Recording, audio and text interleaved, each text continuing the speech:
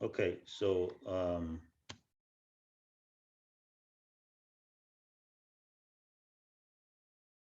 okay, so we have the compact flash, which is an older format, but still in wide use because of its high speed and high capacity. It uses about 128 gigabytes. Gigabyte is like billion, bytes, as we all know. Then compact flash is often used as storage for video cameras because of the space it has. Then we have the memory stick, which is common, but most of the memory stick are always made by the organization, like the way you have Sony. If you have played this Game Boy, they always have their own memory stick. Or if you have PS2 or PS, one of the PS, you see that they always come with their own memory. Okay, so memory stick is a proprietary flash memory used in cameras, MP3 players, hand-end video game systems, mobile phones, cameras, and other portable electronics. Okay, so this is now the reader we want to talk about. Okay, then we have what we call the SD, also known as picture card. It was used in some digital cameras. So let's talk about this, what we have in this figure two. Okay, now when you're buying a system, when you're assembling any system this period, at the whole, holding, like what I mean is, before now, we use what we call floppy disk. Now, these particular drives I've mentioned here, that is shown in these diagrams, have their own drive. This is the drive. So not all system, most system doesn't even come, especially if you're assembling it yourself. They don't come with this. You understand? So what you need to do, or what you need to understand is this, okay? You need to buy, you need to buy this particular drive. When you are writing your quote or you're giving the quotation to assemble the computer, you're buying your optical drives, you're buying your hard drives, you're buying all those parts. It is important you buy this media reader drive, because the reason is this: when you buy the media reader drive, that means that particular system can use any of this drive directly. Okay, especially when they're using it for studio work, they can just plug in and they'll have access. So it's always advisable to buy. So how does it work? They said the media, every system support a new media. So the media card supported internal or external, or size, or connector type. That's the factors you need to know. Then to choose the correct media reader based on your customer's current and future needs. Okay. For example, if a customer needs to use multiple types of media cards, a portable format media reader is needed, which is what you have on your screen. So for my own, I always let them know that this is what we do, and this is, when we're assembling, we look at all those quotations and buy them, we assemble it together for them. So it is very important this media reader is mentioned. So we now talk about the external storage. External storage. External storage offers portability and convenience when working with multiple computers. External USB flash drives, sometimes called thumb drives, are commonly used as removable external storage. External storage devices connect to an external port using USB, or you use an eSATA, okay, or a Thunderbolt ports. Like I mentioned, USB, eSATA, and Thunderbolt, they look very similar, but they are not the same, okay? So you have to take note of this. We did that in chapter 1. So the figure displays an external flash drive and lists factors, okay, to consider when purchasing an external. So when you're purchasing it, what are the things? You need to look at the port type, you need to look at the storage capacity, you look at the speed, and you need to look at the portability, okay? Then the power requirement, okay? We all know what flash drive does. So you choose the correct type of external storage for your customer's needs. For example, If your customer needs to transfer a small amount of data, such as a single presentation, an external flash drive is a good choice. If your customer needs to back up or transfer large amounts of data, choose an external hard drive. Okay, so this is a very good factors you need to take note of. Okay, so let's do this quickly. I think, like I said, we've done it before, but let's just review. So those who missed the class the other day can actually answer it. So group A, please. Can we do that fast?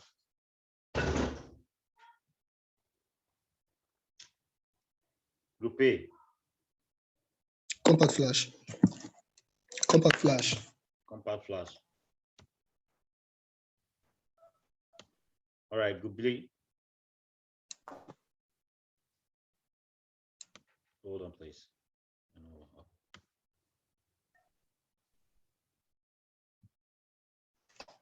All right, group B. This is the proprietary flash memory used in cameras, MP3 players, and end video game system.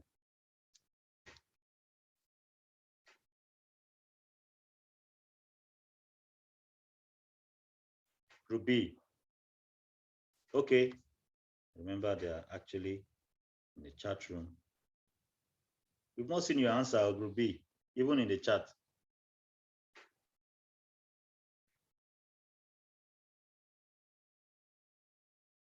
Hello?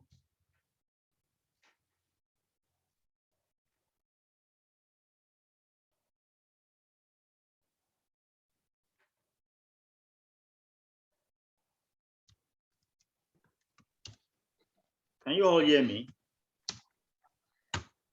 Yes, yes. Yeah, we can hear you. Group B, what's the answer to the question?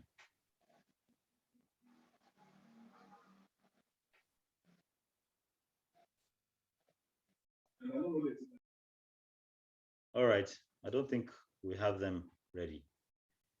Group C. Memory stick.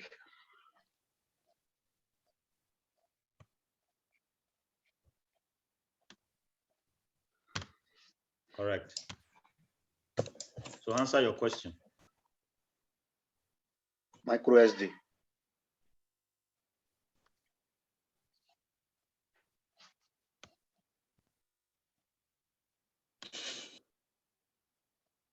Group B, are you there?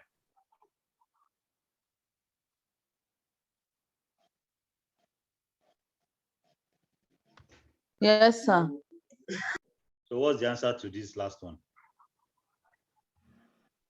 I've answered already now. No, I've given you your answer. You have your mark. You have your mark. Okay. Group C has a bonus there. So I just want to give them this opportunity.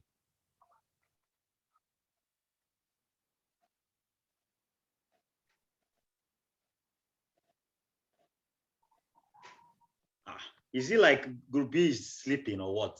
Group B, what's going on? Morayo, are you not in the class?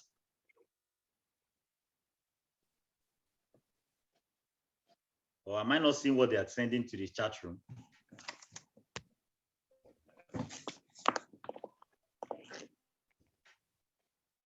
Okay. Group A, take the answer, please.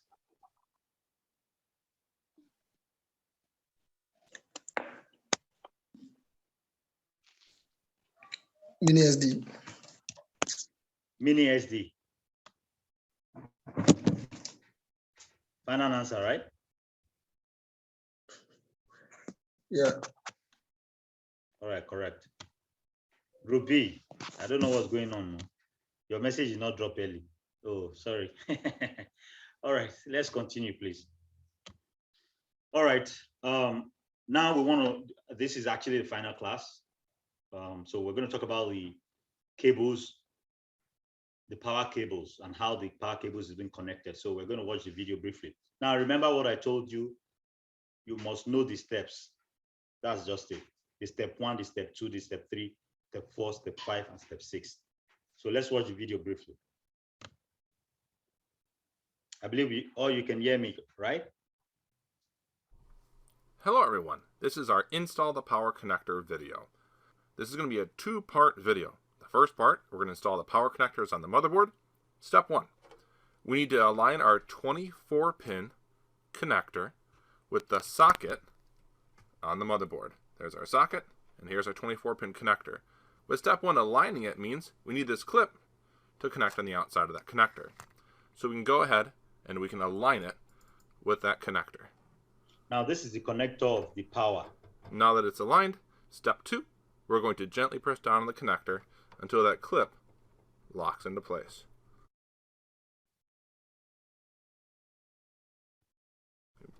As we press down, you hear it click into place. Step 3, we need to align our 4-pin power connector for auxiliary power on the motherboard, which we'll see here also has a clip, with its corresponding connector on the motherboard. To align it, I'll just drop it in on top. And then, step 4, we're going to gently press down on that connector until it clicks into place. And now it clicked into place. Step 5, we need to take our CPU fan with its power connector right here, and we need to align this correctly, which you'll see the little slot here. We need to align that correctly with the actual CPU fan slot on the motherboard, which is right here. Step 6, we're going to gently press down on it and put it in place.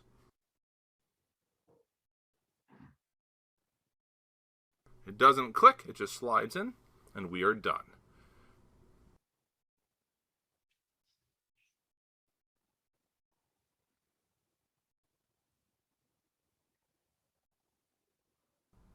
In part 2 of our video, we're going to install the power connector for our SATA hard drive. Now this is our 2.5-inch solid state hard drive. On the back, we're going to have a data port and a power port. So we can take a zoom in here and see a closer view. The larger port here is going to be the power connector, and this is going to be our 15-pin SATA power connector. So step 1, we're going to take our power connector that's going to attach to the drive, and here's what it looks like right here. We can see it's keyed in a specific way, so you cannot install it upside down. And we need to align it correctly with the SATA hard drive. When we have it aligned correctly, we can take it and line it up right here.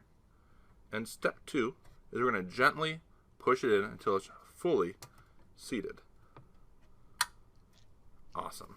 Now that we have the SATA 15-pin power connector installed, we're going to install the power connector for our case fan. This is going to be a 3-pin power connector that we'll connect to on the motherboard. The power connector looks exactly like this. It's got a spot for 3 pins. The connector on the motherboard that we're going to hook it to is right below here, and it is brown. We'll zoom in and take a closer look at that power connector. So as you see right here, that's going to be the 3-pin power connector, and we're going to connect it in. Step 1, we need to align the power connector to the motherboard. Again, this power connector has a slot, just like we saw previously for the CPU fan. So step 2, we're going to press it in gently now that we have it aligned. And that is what it looks like when it is installed correctly. Thank you for watching our Installing the Power Connectors video. Okay, so that is how to install power connector videos. Okay, so let's power connector cables. All right, let's move. Do you have any question on the power connector?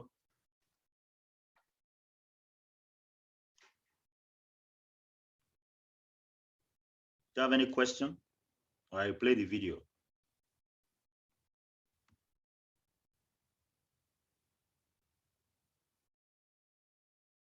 Okay, no question. So group A, group B, we need to identify this now. What diagram is the first diagram, group A?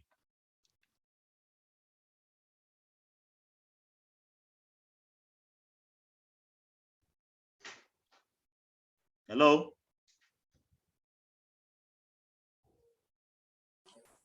Hello, sir. Which group, sir? Group A,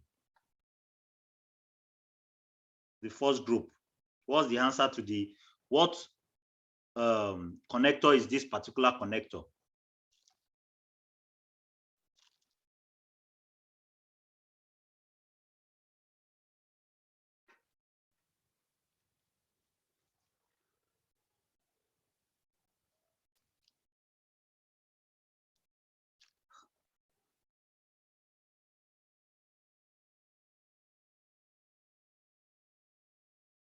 Group A.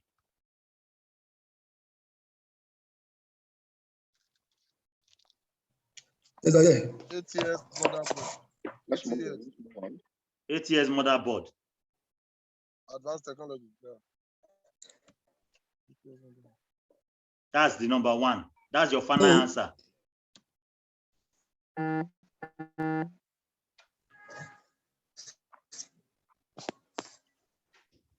Group A, Hold on I'm for the waiting. next Oh. people now. Let's move.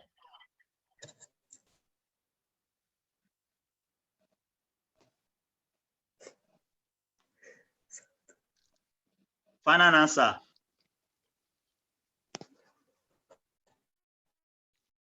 Everybody's quiet. What's That's- going on? Move on. Move on. Is this the final answer? Group A. No, no, no. It must be Moles. Moles. Final answer, Molex. Yeah.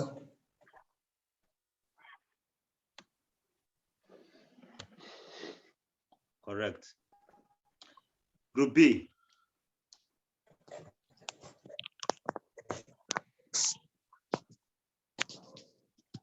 ATX auxiliary.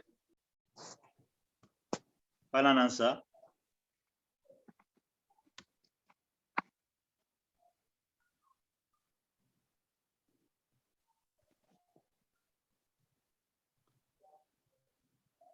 Group C. ATS motherboard. Final answer. Final answer. That's on SATA. Okay, so the last one is SATA. All right, good. So we understand the Molex, we understand the cables. That's how you have those cables connected to the power supply. Okay, so once you buy your power supply, they must have most of these cables. They must have the SATA, they must have the ATS motherboard, they must have the ATS auxiliary, and they must have the Molex. Molex, like I mentioned, might not be used because almost all the old system uses SATA.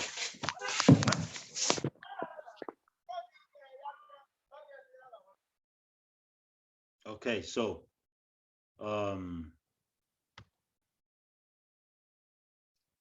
so let's watch the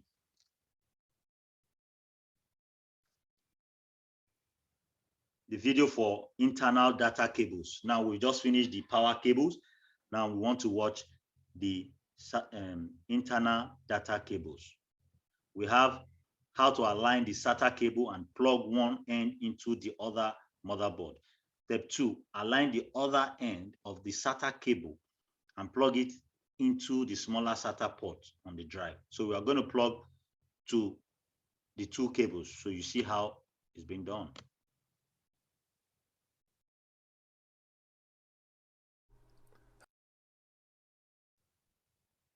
Hello everyone, welcome to our Install the Data Connectors video. First we want to take a look at our motherboard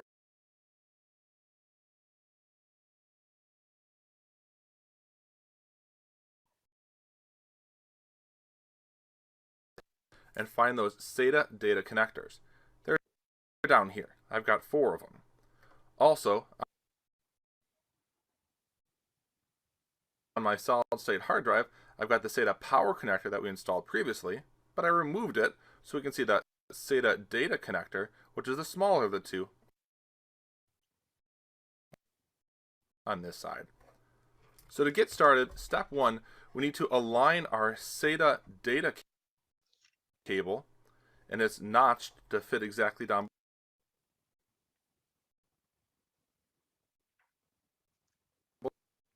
below.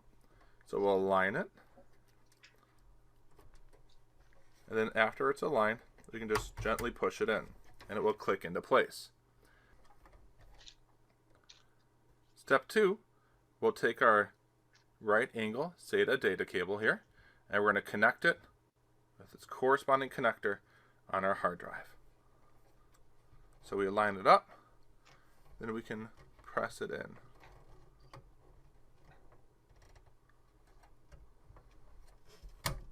And it clicks into place. Awesome. Thank you for watching our Connecting the Data Cables video. Okay. Okay, so we're looking at the data cable video. We just look at the how to connect it. So let's move to the lab. So this is the last lab.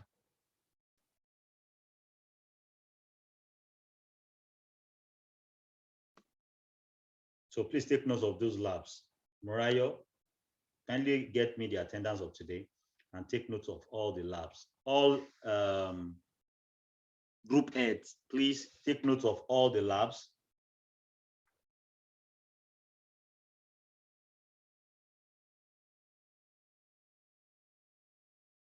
Okay, so we move to the, okay, we still have one more, sorry. We have, I think 1 or 2 more classes. Yeah. So that's it. Okay, so we have one more video to go. So let's look at the front panel cables. These cables are very, very important as well. Okay, they call them the front panel cables. Now, these front panel cables, they are very tiny, but they are very important. Okay, step 1 is to plug the power cable into the system panel connector in the location marked PWRSW. Then the reset. Now, if you don't put all these cables connected properly, the system is not going to function. Like your USB will not function well. If you don't plug the speaker well, it won't function well. If you don't plug the HDD LED well, you see that the green light will not show. So let's look at how it's being installed, which we're going to do during the practical as well. Hello everyone. Here we get to install front panel connectors. This is going to include audio connectors, as well as power switch, reset switch, hard drive activity lights. So to get started,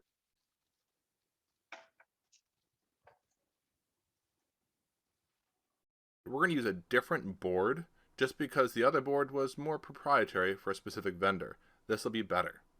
To start it off, what we're going to see here is that down the left corner, we'll zoom in on this in a little bit, we're going to have our front panel audio.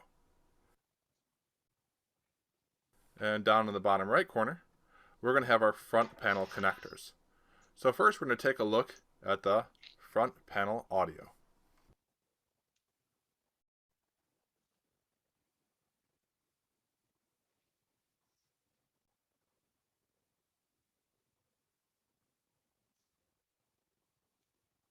Network.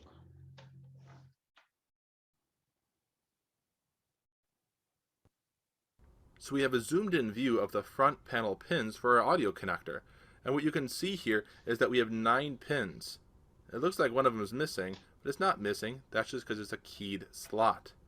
If we take a look at the actual connector that's coming off of the front panel that we're going to plug in, it's this. This is an HD audio connector. And the HD audio connector, if we take a look at the actual holes, look at that. We've got that same keyed format where we've got that one that's going to be missing, and you know the orientation for the motherboard. So all we need to do is slide this back onto those pins and we'll have this up and running. So we've got our audio connector connected to our motherboard, and now we're going to move over to the front panel. So let's take a closer look at the front panel connectors on the motherboard. Here they are at the bottom right corner. What we'll see here is power LED, as well as hard drive LED, power switch, speaker, which is not your normal speaker, That's your errors, and think BIOS and boot up issues. And a reset switch. What we need to do is take these connectors that are coming off of the front panel of our tower, and we need to hook them accordingly. Well, how do you know what goes where and what orientation? That's where you consult your manual. Bing, my manual is here. So you can see my diagram for how I need to connect these, and that's what we're going to do next. Okay. So what we'll do first is we're going to take the power LEDs. Let me pause this first. Now, this part is something what they are showing you here is this part. Can you see the screen? Yes. So look at this diagram now. Is in every motherboard. When you buy your motherboard, they will always give you this diagram. Okay?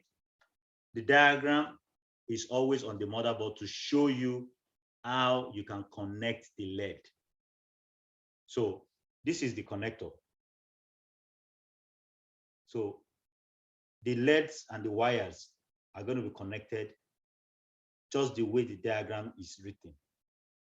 The exact way they position it in diagram, that's how you're going to connect it. Okay, so let's watch what he's doing. And that's going to be these two right here.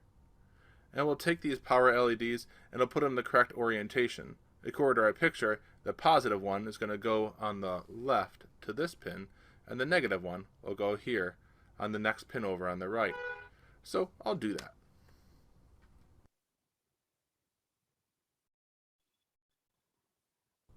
And what you'll notice is there is a gap between those two, and that's okay. That's a blank slot. Again, it's keyed. Next. So another thing they normally do is you always see them right. Like this one now, they've written what the cable represents. Okay, it's always written on it. So why he had to bring out this diagram here is for you to see what they wrote on the motherboard. This diagram you're seeing is written on this motherboard. That's what they printed on the motherboard. So we're looking at the diagram printed on the motherboard, and from the manual, you'll be able to connect. Okay, but let's just see how, he's connecting his own. So what we want to do is go ahead and do the power switch. That power switch is hiding underneath here. There we go. This is the power switch. And the power switch is going to go right here where you see the power switch one, PWR SW. Same thing for this. We don't have to worry about a positive negative. We just need to drop this thing on that power switch. Power switch is installed. Next, we're going to do the reset. So we'll find the reset switch, which is this one right here. And reset needs to go on these two, as it shows in our diagram. The reset switch is now installed. And lastly, we're going to set up and do the hard drive LED. Hard drive LED, according to our diagram, is the bottom left corner. And our front panel connectors are now installed. So it's all installed. That's awesome. If we had any USB connectors, we'd pop them in and plug them straight into these keyed USB ports, and we'd be fine for those as well. My system does not have those for this motherboard and this case that I'm utilizing, so we don't have to drop those in. Now, take care and practice putting these connectors on, and make sure you take the time to find the manual so you know how to do it properly. You're one step closer to being an IT professional and doing one of the hardest parts of hooking up a motherboard inside of a computer case. Okay, so that is how to connect the front panel. Okay, so we're going to talk about it briefly here. The computer case typically has a power button and visible activity lights, okay, on the front of the case, which is what we're talking about. So this is the diagram, the cable. You see all these things like that.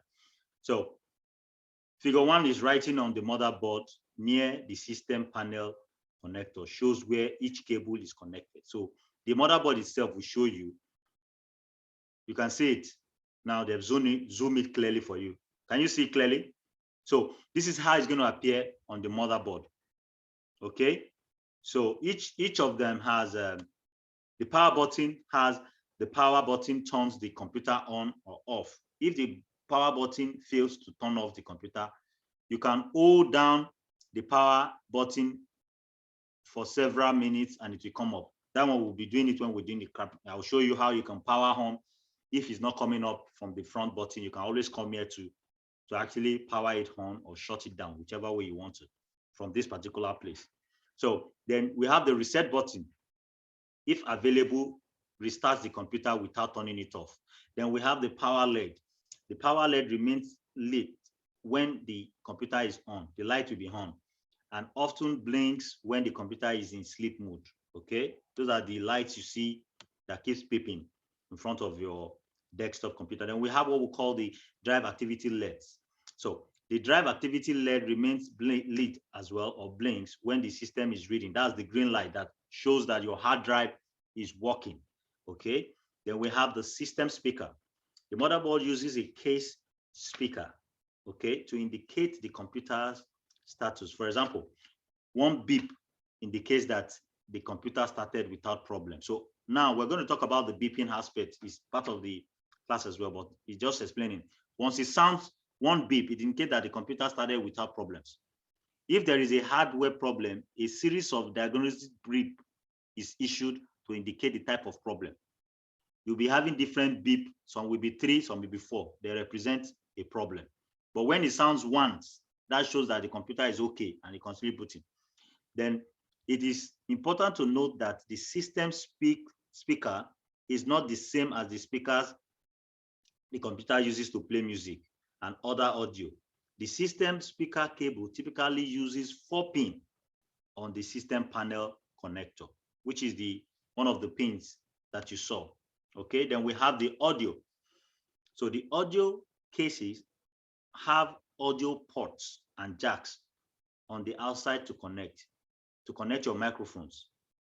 External audio equipment such as signal processing, mixing boards, and instruments.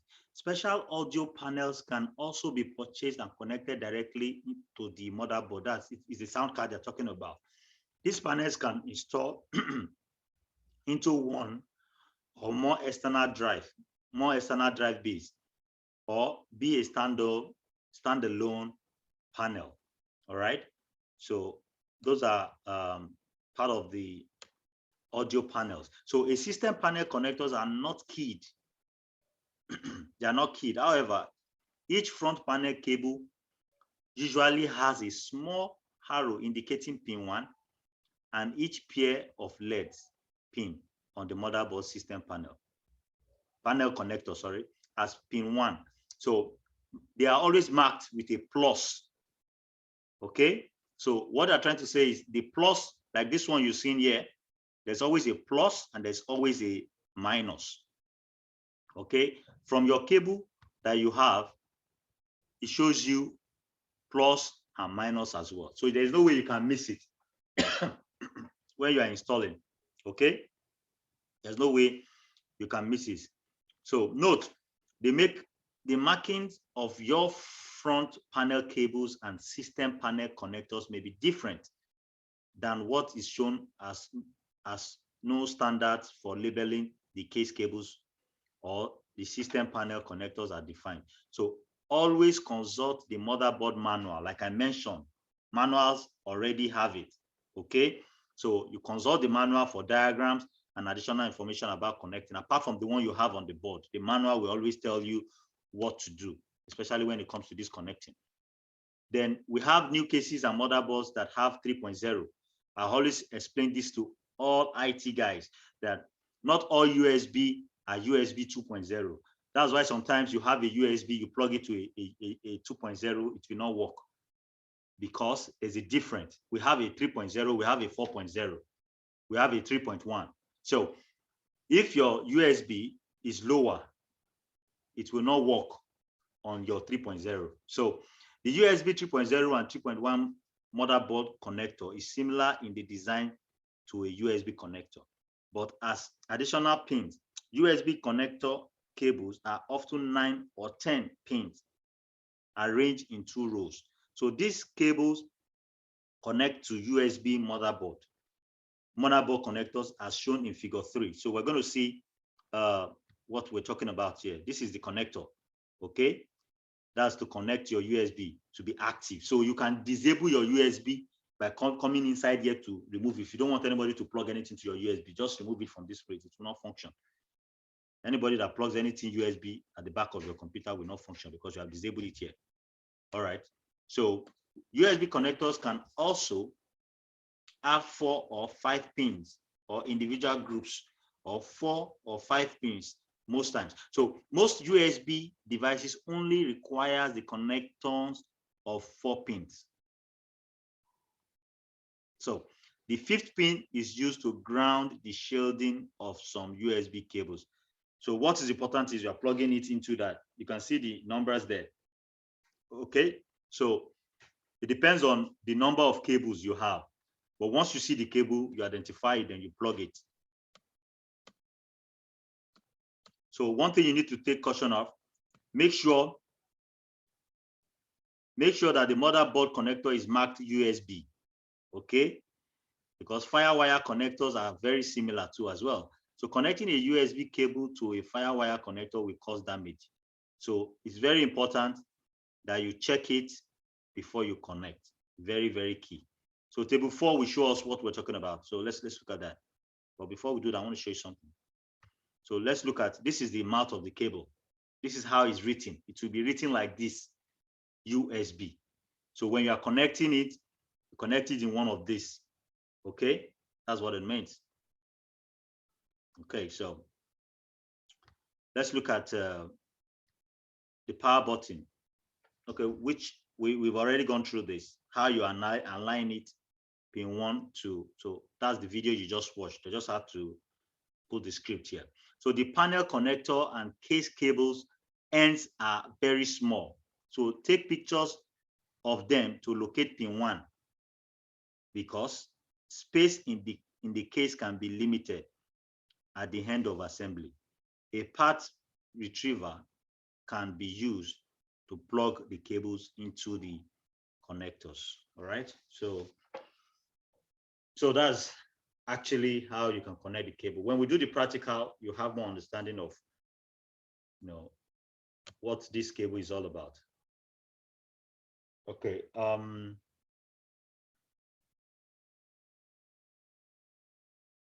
So let's look at this.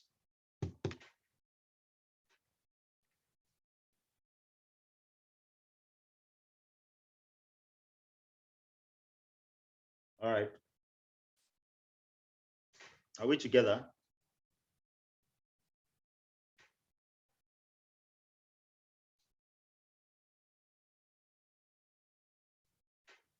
Are we together on this? Yes, we are. All right. The system wants to save the 15 minutes record, so I have to relog in again. All right. So, but let's look at this is the lab. Okay.